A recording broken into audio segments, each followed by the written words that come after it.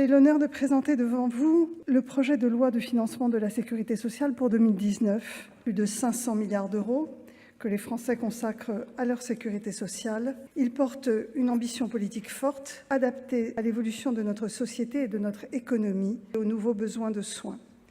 Le PLFSS que le gouvernement vous propose d'adopter, choix collectif que nous avons fait d'un système social solidaire et puissant. L'objectif de rétablir de façon durable ces comptes, c'est la résultante des efforts consentis par tous pour maîtriser l'évolution des dépenses. C'est une bonne nouvelle, profondeur, et qui va se développer sur l'ensemble du quinquennat, mais qui commence dès maintenant.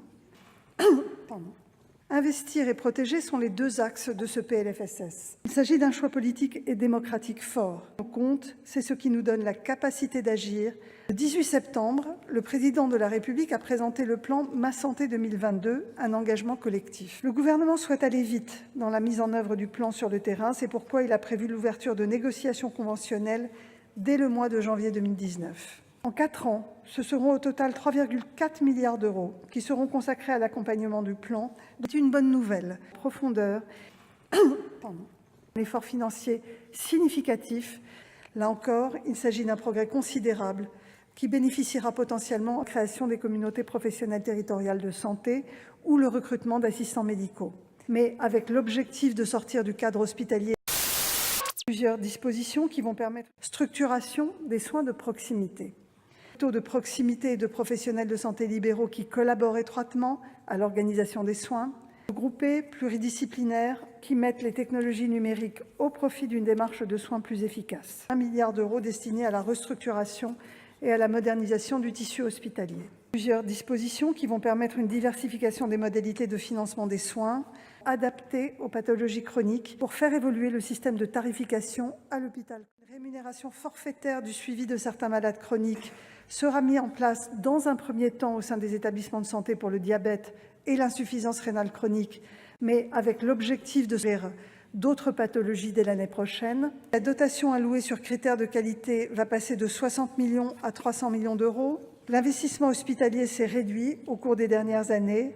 Un investissement insuffisant porte le risque à terme d'une dégradation des conditions d'accueil et de prise en charge.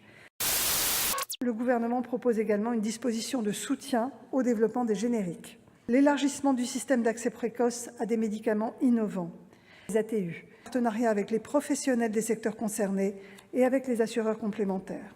100% santé, ou le reste à charge zéro, qui se déploiera dans 3 secteurs, le dentaire, l'optique et les aides auditives.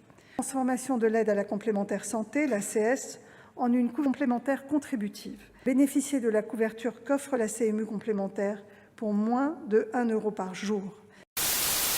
Le PLFSS renforce également les moyens à disposition des EHPAD et de la prise en charge des personnes en perte d'autonomie.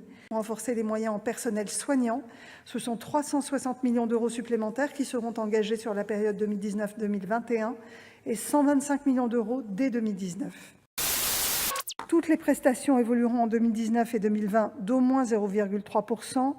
Les minima sociaux évolueront pour leur part au rythme de l'inflation et certains, comme les minimums vieillesse et l'allocation adulte handicapé, bénéficieront de revalorisations exceptionnelles. Mieux protéger, c'est aussi construire un système de retraite universel et équitable qui rétablira la confiance des Français dans la pérennité de leur système de retraite. La refonte du système de retraite donnera lieu à un projet de loi l'année prochaine. Nous avons précisé que la transition sera très progressive pour tenir compte de la diversité des situations et s'étalera sur plusieurs années.